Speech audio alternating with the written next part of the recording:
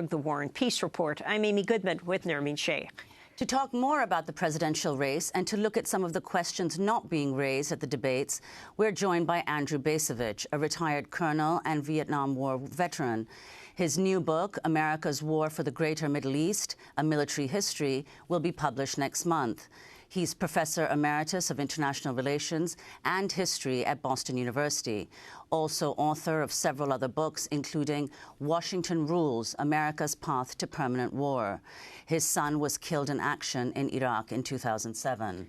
Andrew Bacevich's most recent article is headlined "The 6 Questions Missing from the 2016 Election Debates." He's joining us now from Boston. Andrew Bacevich, welcome back to Democracy Now! So what is missing from these debates?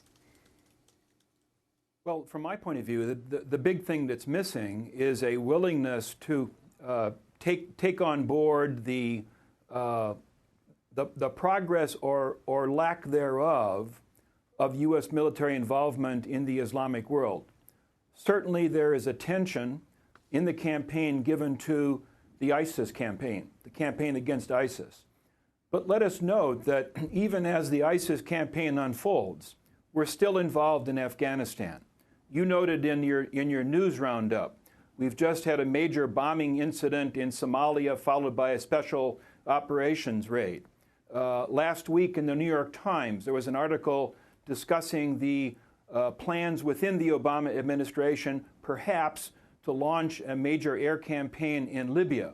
And it seems to me to be time for the American people, or for those aspiring to be the next commander-in-chief, to take stock of this military involvement in the region, which has been going on for decades now, and to ask, how are we doing? Are we winning? What are the prospects? And to pose those questions in a serious way would, I think, contribute to a conclusion that the militarization of U.S. policy in that part of the world has been utterly counterproductive and is making things worse, not better. Andrew Bacevich, a lot of people in the U.S. would disagree with the claim that ISIS is not the principal threat facing Americans today. So could you explain why you think that's not the case? Well, I think ISIS poses an existential threat to the countries in the region. It threatens the state structure that was created in the aftermath of World War I. And therefore, from that point of view, the powers in the region, whether we're talking about Iran, Saudi Arabia, Turkey, Iraq, and others, they have a profound interest in bringing about the destruction of ISIS. But by any realistic measure, ISIS poses only a modest threat to the United States of America. It doesn't have an air force. It doesn't have a navy. It consists of a relatively small number of fierce fighters, not particularly well armed, and the notion that ISIS somehow threatens us, I think, is really absurd. Do you think that there's any evidence to suggest that the next administration, whether it's Republican or Democrat, will be less interventionist in the Muslim world? Well, if we look at the remaining Republican candidates, they are all clearly different flavors, but they're all militarists. I would certainly evaluate Secretary Clinton as an exceedingly hawkish Democrat. Her principal achievement, if you want to call it that, as Secretary of State, was in pushing the intervention in Libya, which has produced catastrophic consequences. Senator Sanders, however, is largely, it seems to me, hasn't laid out his position.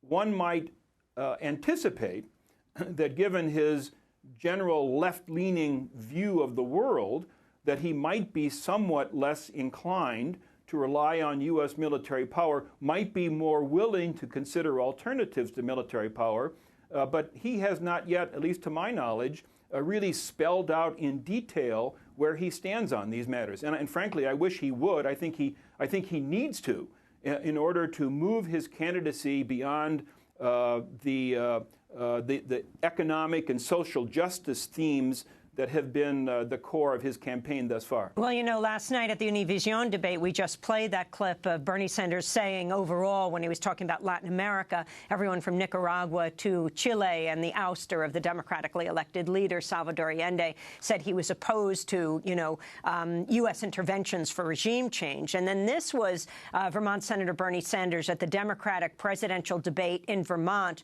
accusing former Secretary of State Hillary Clinton of being, quote, too much into that regime change. Difference of opinion with Secretary Clinton on this. Our differences are fairly deep on this issue.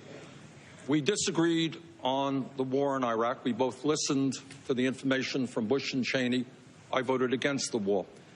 But I think, and I say this with due respect, that I worry too much that Secretary Clinton is too much into regime change and a little bit too aggressive without knowing what the unintended consequences might be.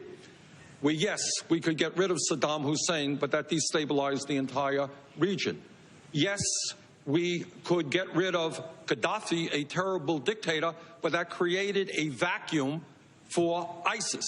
Yes, we could get rid of Assad tomorrow, but that would create another political vacuum that would benefit ISIS. So I think, yeah, regime change is easy. Getting rid of dictators is easy.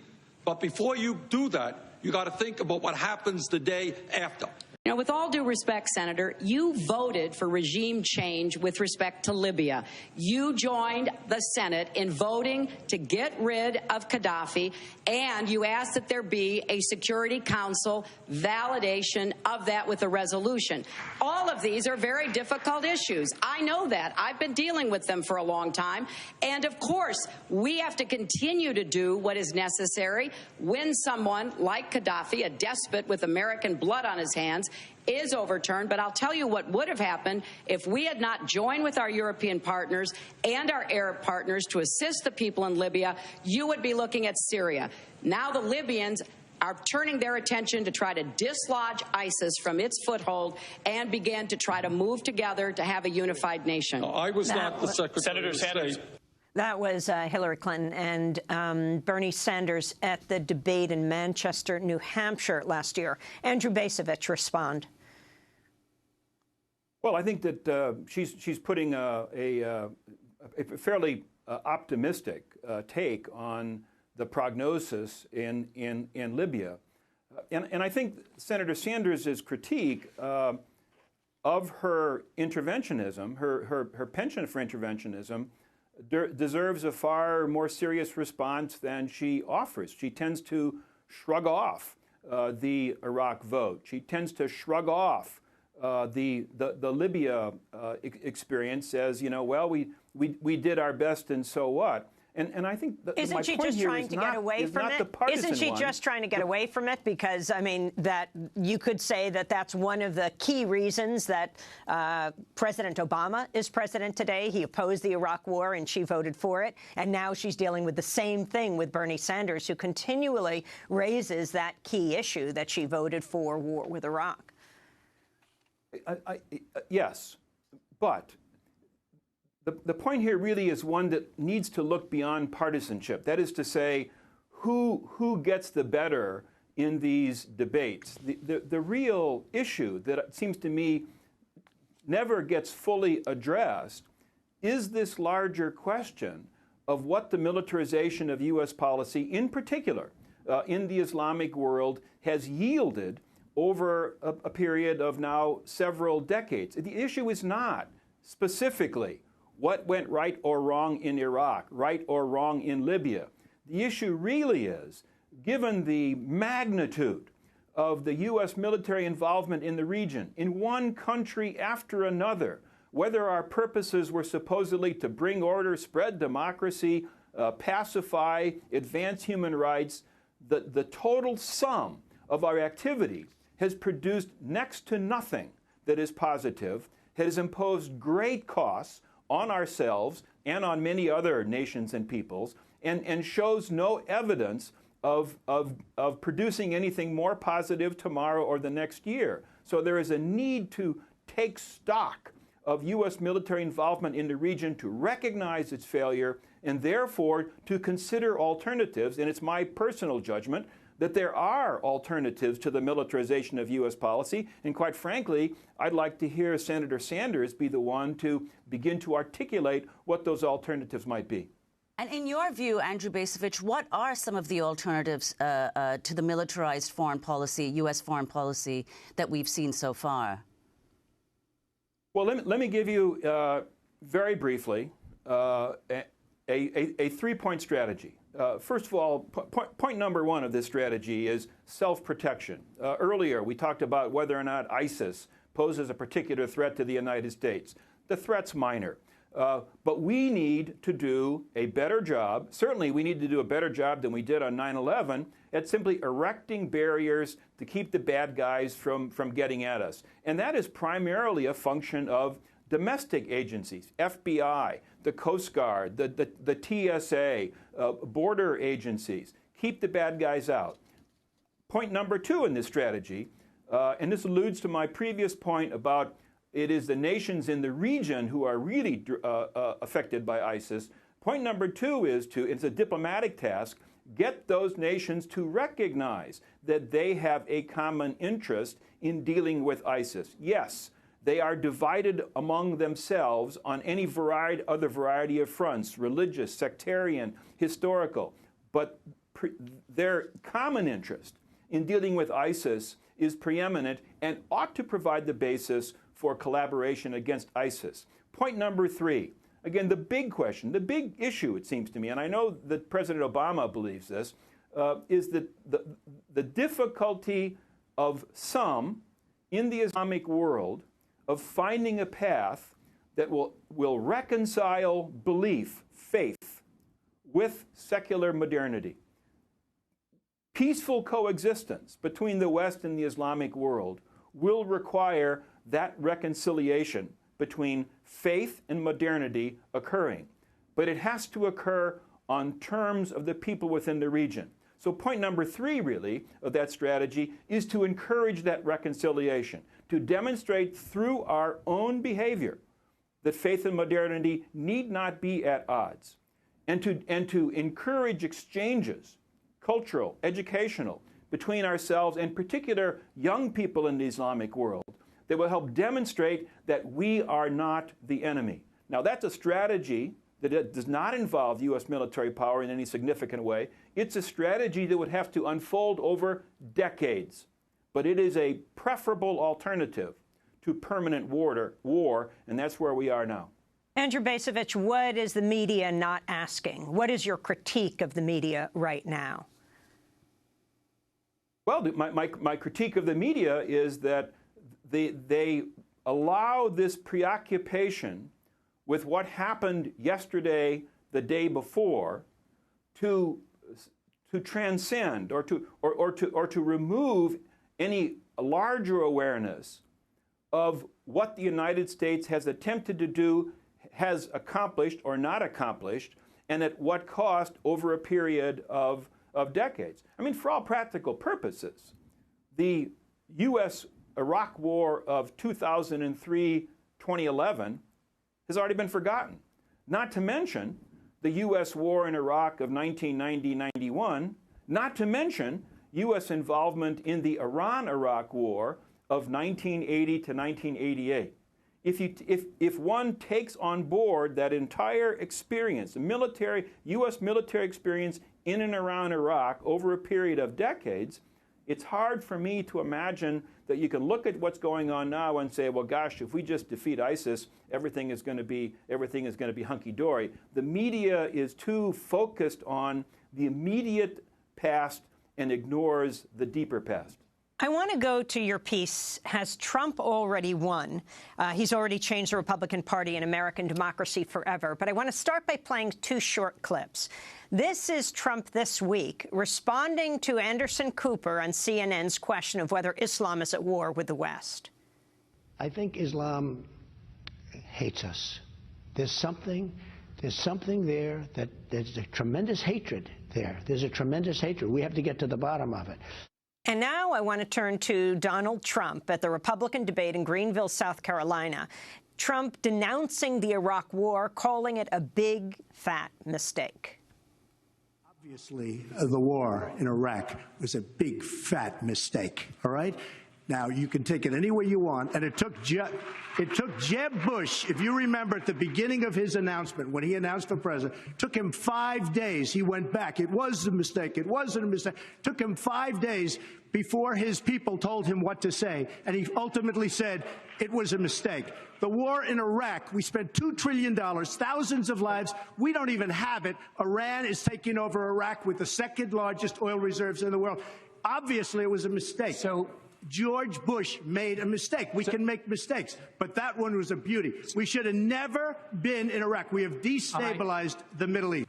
So there was Donald Trump taking on Jeb Bush, George Bush's brother. He would then pull out of the race. And today, actually, Jeb Bush is meeting with Kasich, Rubio, and Cruz, but not meeting with Trump before the big debate tonight. But look at those two quotes, Andrew Bacevich, fitting in with the saying Muslims should be banned from the U.S., saying Islam hates America. And then George Bush lied us into the Iraq War. Well, the Iraq War was a big fat mistake. I mean, Trump in many respects is a blowhard, but from time to time he actually says something that is true.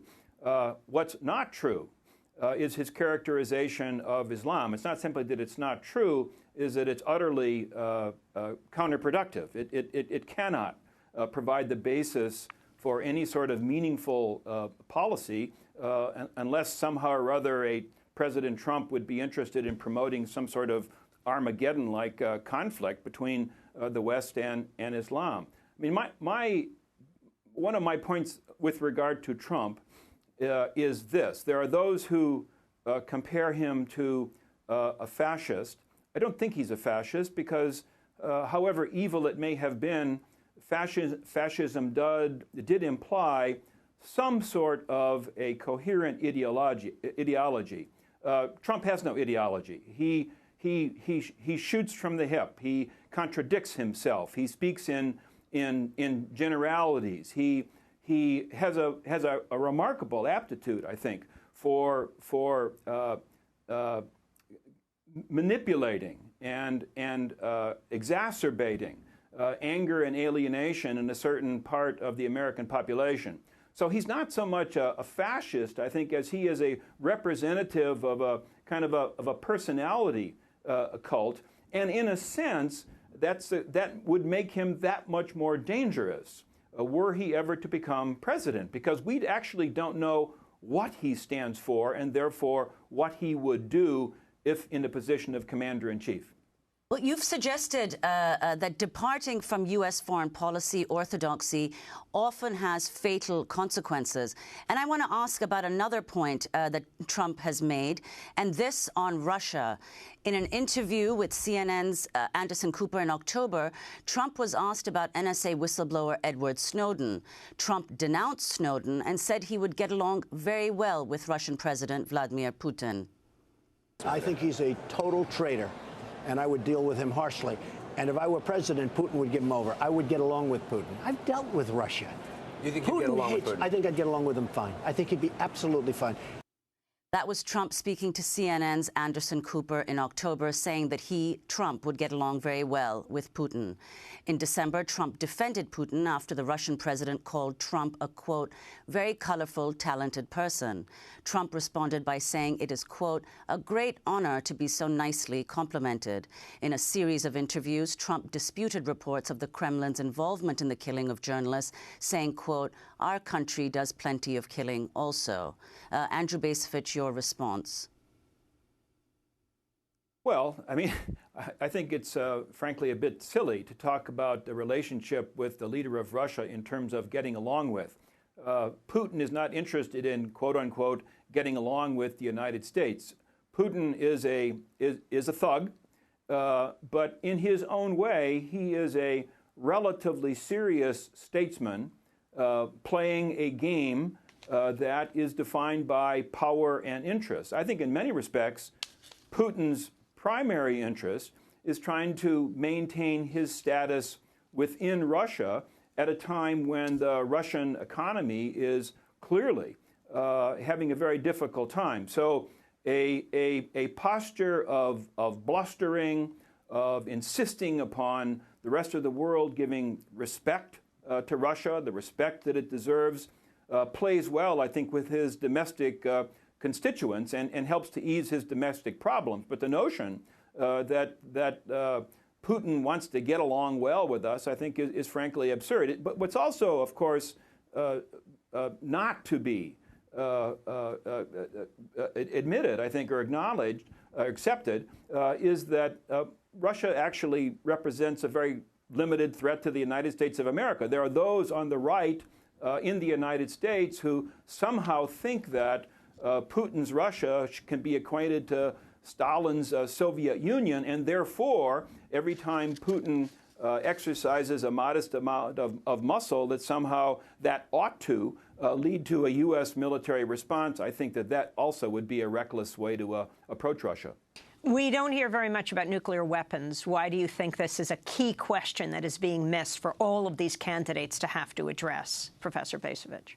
Well, it beats me. I am astonished that there has been so little attention given to the Obama administration's announced plans to modernize the U.S. nuclear arsenal with smaller nuclear weapons, which to some people might sound reassuring. Smaller means actually more usable and arguably more likely to be used. The modernization program involves new ballistic missiles, a new manned bomber for the Air Force, new missile-launching submarines. This is a program, it's publicly announced, that probably will cost $1 trillion or more between now and its projected completion, roughly around 2045, in time for the 100th anniversary of Hiroshima and Nagasaki. Neither party, certainly none of the candidates, to my knowledge, have questioned whether this is going to be money well spent, why we need an expanded arsenal, how this plays with regard to the professions by, the last 10 presidents, all of whom have indicated that they would like to see nuclear weapons eliminated altogether. It's another blind spot, it seems to me, in our political discourse that is baffling. Well, another point that you raised that's missing from the debates is the fact, as you say, that U.S. forces are today active in 147 countries around the world. You ask why there are troops in so many countries, saying this question can't really be posed because to answer it is to expose the real purpose of American globalism, which means, of course, that none of the candidates will touch it with a 10-foot pole. Could you tell us what the answer to that question is, why U.S. troops are stationed in 147 countries, and what it says about the real purpose of American globalism? Well, if we compared why they're in country A versus country B, the immediate rationale is going to differ. But when we consider that profile, the global profile that you just referred to, and that's a global profile which has expanded in recent years, but certainly has been enormous since the beginning of the Cold War. A military presence orders of magnitude greater than that of any other significant power on the face of the earth. Why are we doing that? Well, because people in Washington believe that military power, military presence, the projection of force, that these translate into influence that benefits the United States. They believe that that influence then translates into security for the United States of America. Many of them even believe that that translates into enhancing the well-being of the rest of the world. And I think that it's a notion implicit in U.S. national security strategy, therefore never examined, never questioned. And I think that posing those questions, it's past time, because there's plenty of evidence that the U.S. military presence may, in some places, contribute to stability, but in many other places it actually contributes to instability at great cost to ourselves and others. Also not mentioned at last night's debate was the fact that the U.S. just bombed Somalia, killed 150 people. We're told they believe that they're militants at a training camp. It looks like the Pentagon first appeared to have initially tried to cover up the fact that it was not just drones, but also manned attacks. This is a country we are not officially at war with. And this week, we first killed 150 people, the U.S. military, and now, in the last hours, another 19. Well, exactly. We used to call it the war on terrorism, and I'm not sure if that term is actually still in circulation. But this enterprise, this war, this series of campaigns continues to evolve, continues to expand.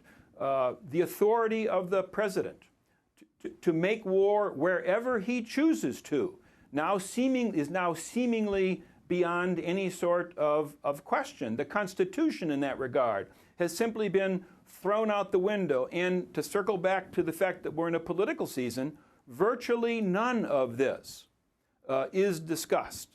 Virtually none of this becomes a subject of the moderators at these interminable debates. It's simply taken for granted that war has become a normal condition.